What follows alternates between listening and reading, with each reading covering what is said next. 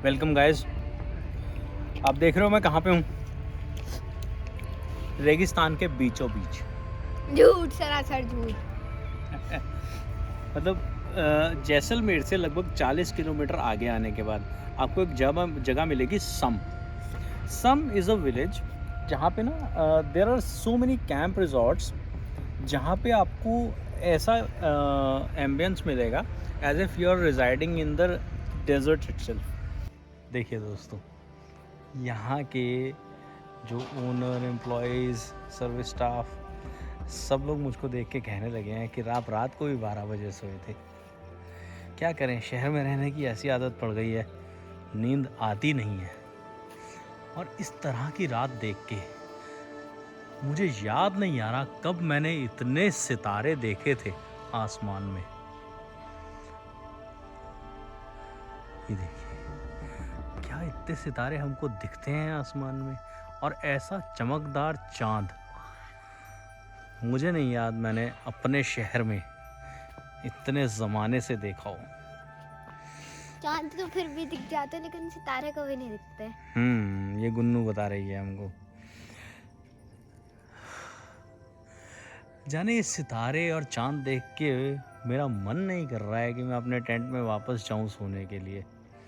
मन कर रहा है बस रात भर यहीं बाहर ये जो गद्दे पड़े हैं जिन पे बैठ के हम इस प्रोग्राम को देख रहे थे, कल्चरल प्रोग्राम को, इन गद्दों को बिछा लूं और इन पे लेट जाऊं और रात भर ये तारे गिनता रहूं। ये हमारी हट है, यहाँ से ऊपर जाके दिखाते हैं क्या क्या है अंदर।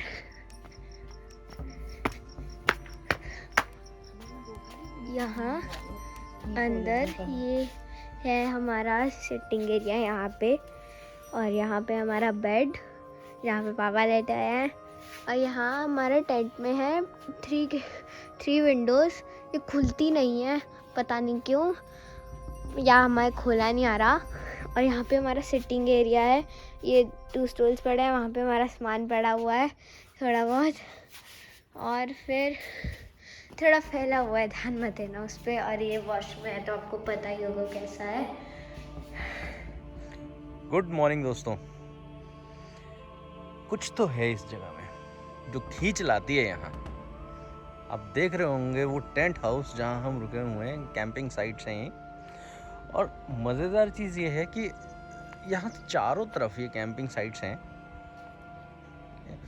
और अमेनिटीज़ की कोई कमी नहीं है। यहाँ पे आपको बढ़िया बेड मिल रहा है सोने के लिए, और उसके अलावा आपको बाथरूम साफ़ सुथरे एकदम, कोई परेशानी नहीं, बहुत अच्छी नींद आई रात में हमें।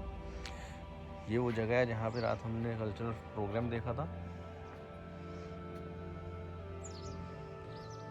ये एक छोटी सी कैंटीन भी है। अब मैं छत पे आया हूँ, उस कैंपिंग साइट के जो ऑफिस है उसकी। ऑफिस और रेस्टोरेंट दोनों इसी छत के नीचे बने हैं। और ये आने का एक खास कारण है, ये देखिए सनराइज यहाँ का एक अलग ही अद्भुत सी अनुभूति देता है। ये वो सूरज है जो दिन भर यहाँ तपाएगा इस रेत को, और वो रेत सारा दिन तपने के बाद जैसे ही सूरज डूबेगा, सूर्य अस्त होगा, ये रेत फिर से अपनी ठंडक वापस निकालेगी। रात बहुत ठंड लग रही थी, बहुत ठंड लग रही थी और बड़ा अच्छा लग रहा था। मैं और गुन्नू लगभग रात को 1-1:30 बजे तक बाहर घूमते रहे रेत के ऊपर। इतनी सिक्योर्ड जगह है, मोबाइल का नेटवर्क पूरा है। चलिए ठीक है दोस्तों, मिलते हैं दोबारा कुछ और करते हुए किसी और नज़ारे के साथ। तो फ्रेंड्स, हम लोग तैयार हैं डेजर्ट सफारी के लिए। डेजर्ट सफारी, डेजर्ट थार के लिए यार, नेशनल ज्योग्राफिक को लेके जाने वाले हैं। ठीक है, तो हम लोग तैयार हैं, मिलते हैं आपको डेजर्ट सफारी पे।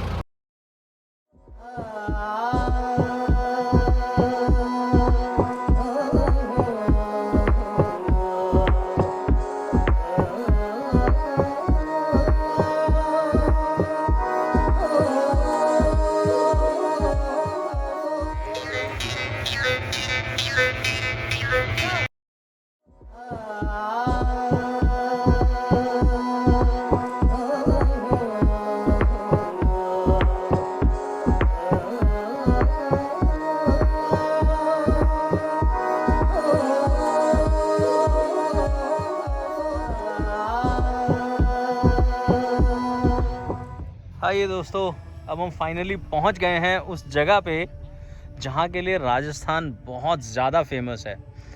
दुनिया भर से लोग यहां आते हैं देखने के लिए the great Indian desert Thar. और हम आए भी इसमें थार में ही हैं। ये सामने थार खड़ी है हमारी। हमारे ड्राइवर साहब बहुत ही एडवेंचरस आदमी निकले, बहुत तेज़ गाड़ी चलाई उन्होंने, उड़ा के आने के बाद हमने यहाँ पे एडवेंचर स्पोर्ट्स भी किए हैं। ये स्कूटर चलाया है हमने, यहाँ कैमल कार्ट खड़ा है, और यहाँ रेगिस्तान का जहाज़ कहलाने वाला ऊँट वो भी है। ऑल्दो ये जगह मुझे काफ़ी हद तक कमर्शलाइज होती हुई दिख रही है। यहाँ हर चीज़ आपको एडवेंचर से रिलेटेड मिल जाएगी, जैसे कि यहाँ पैराग्लाइडिंग हो रही है। यदि आप देखें तो सामने पैराग्लाइडिंग करते हुए एक भाई साहब नीचे आ रहे हैं। मज़ा तो आता है ऐसी जगहों पे आके। गर्मी बहुत है, पसीने आ रहे हैं। हो, बट दैट्स अगेन फन।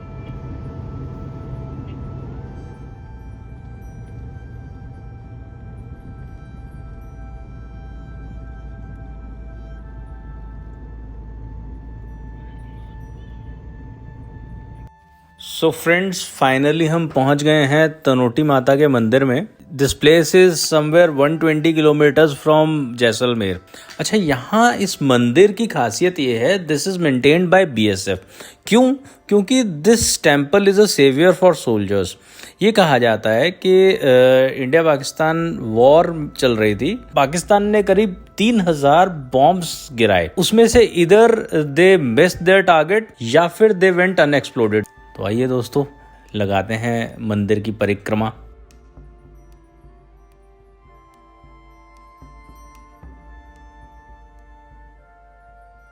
एक और मज़ेदार चीज़ इस मंदिर के अंदर जो देखने को मिली वो ये कि यहाँ लोगों ने रुमाल पता नहीं क्यों बांध रखे हैं। ऑल्दो मंदिर ने बोर्ड लगाया हुआ है कि इस तरह की कोई प्रथा इस मंदिर में नहीं है, फिर भी इतने सारे रुमाल, डोंट नो क्यों हैं, पर चलो, we Indians we believe in things.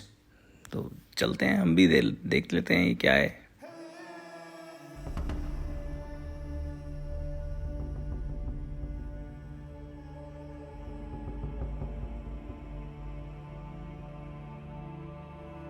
तो दोस्तों, लगभग 14 घंटे ट्रैवल करके, जिसमें से हम लोग सिर्फ थोड़ी देर के लिए रुके थे लंच के लिए बीकानेर में, हम लोग दहलीज पे खड़े हैं गुड़गांव की। इतनी गाड़ियां हम पूरे दिन में नहीं देख रहे थे जितनी हम एक स्ट्रेच में इकट्ठे चलते हुए देख रहे हैं हमारे साथ में। देखिए कितना फर्क है, केवल 800 किलोमीटर का ही फर्क है। और 800 किलोमीटर, 800 भी नहीं कहूँगा मैं तो, मतलब हरियाणा क्रॉस करते ही, जैसे ही हमने रेवाड़ी नारनौल क्रॉस किया, थोड़ा सा आगे चलते ही हमें खाली सड़कें मिलने लगी थी, और धीरे धीरे वो इतनी खाली हो गई जो कि आप देख ही चुके हैं। अब वापस आके मुझको ये भीड़ जो इरिटेट करती थी मैं तरस रहा था कि मैं देख लूं सड़क पे और भी गाड़ियां चलती हैं, और मुझे अच्छा लग रहा है अब कि हाँ दुनिया है। वो एक समय था जब मैं एंजॉय कर रहा था अपनी छुट्टी को, उस सिक्लूडेड सी जगह पे बैठ के, सुबह उगता सूरज देख के, शाम को चांद सितारे देख के। पर मुझे ये लगता है कि वो एक छुट्टी के माहौल के लिए तो अच्छा है, पर जीवन तो यही है। क्योंकि वहाँ रह के हम जो लाइफस्टाइल अभी मेंटेन कर पा रहे हैं, जो मेरी वहाँ के लोगों से बातचीत हुई, सबसे पूछा कि वो लोग क्या करते हैं, कैसे रहते हैं, तो ये लाइफस्टाइल वहाँ मेंटेन करना बहुत डिफ़िकल्ट है। सेकेंडली बच्चों की एजुकेशन, अपनी ग्रोथ, करियर पोटेंशियल्स, बहुत सारी चीज़ें हैं, उसके लिए कहीं ना कहीं मेट्रो लाइफ इम्पोर्टेंट हो जाती है। देखिए रात के लगभग 12:30 बज गए हैं, फिर भी शहर सोया नहीं है। कहाँ कल रात को अभी 10:30 बजे थे तो मुझसे वो आके बोलने लगे, अरे सर सोए नहीं आप? क्योंकि सारी मतलब पूरा एरिया लगभग सो चुका था, सब शांत थे, केवल हम 3-4 लोग, मैं था, कुछ एक और टूरिस्ट थे जो कि पंजाब से आए हुए थे, उनके साथ बैठ के बातचीत हो रही थी। तो केवल हम लोग ही जाग रहे थे, लोकल्स जितने थे वो सब सो चुके थे, कुछ अवेलेबल नहीं था। पर यहाँ पे अब आप सामने देख रहे हैं, अच्छा देखिए बातें करते करते सामने टोल टैक्स आ गया। टोल टैक्स एक अलग ही नज़ारा था वहाँ का, बिल्कुल खाली पड़े टोल टैक्स। यहाँ देखिए रात के 12:30 बजे हैं, गुड़गांव में घुसने के लिए मानेसर वाले टोल से लोग जद्दोजहद कर रहे हैं कि कौन सी लेन में लगूं कि मैं जल्दी निकल पाऊंगा। वहाँ ये सोचना पड़ता था यार इसमें जाऊं कि इसमें जाऊं, सारी तो खाली पड़ी हैं। तो दोस्तों रात के बज चुके हैं 2 और हम लोग अपनी ट्रिप खत्म करके अभी घर पहुंचे हैं। और ये ट्रिप बहुत ही मज़ेदार रहा, बहुत अलग तरह के एक्सपीरियंसेस मिले। मतलब जैसलमेर में पहली बार गया और देख के ऐसा लगा कि एक अलग दुनिया बसती है वहाँ, अच्छा लगा। जहाँ तक देखा जाए आज की जो ट्रैवलिंग रही है मेरी, ये मैंने मीटर रीसेट किया था कल शाम को, डीजल जब टैंक फुल कराया था, और उसके बाद 30 किलोमीटर गाड़ी कल चलाई, 30-40 किलोमीटर, तो लगभग 850 किलोमीटर आज हमने कवर किए हैं। मतलब मेरा इससे पहले भी मैं लॉन्ग ड्राइव्स पे जाता रहा हूँ, बट सिंगल स्ट्रेच 850 किलोमीटर्स का एक ही दिन में ये आज पहली बार किया। और उसमें एक रिस्पॉन्सिबिलिटी अलग से थी कि एकता और गुन्नू भी मेरे साथ में थे। तो जब आप when you are not married and you are going with your friends, तो थोड़ा सा अलग होता है, जो जैसा कि मैं पहले करता रहा हूँ लॉन्ग ट्रिप्स पे। I went to Gangotri on just a weekend, Saturday को निकला, मंडे सुबह ऑफिस ज्वाइन कर लिया, और वो वाला ट्रिप भी मेरा लगभग कोई 1200 किलोमीटर टू एंड फ्रो रहा था। अब इस वाले ट्रिप की अगर बात करूँ, टू एंड फ्रो ये मोर देन 2000 किलोमीटर्स पड़ गया है मुझे, और ये हमने 4 दिन में कवर किया है। बाकी इस वक्त थकावट बहुत हो रखी है, तो मिलते हैं हम आपसे दोबारा फिर किसी और ट्रिप पे, किसी और सफ़र पे, और फिर से इसी तरह से बातें करते हुए।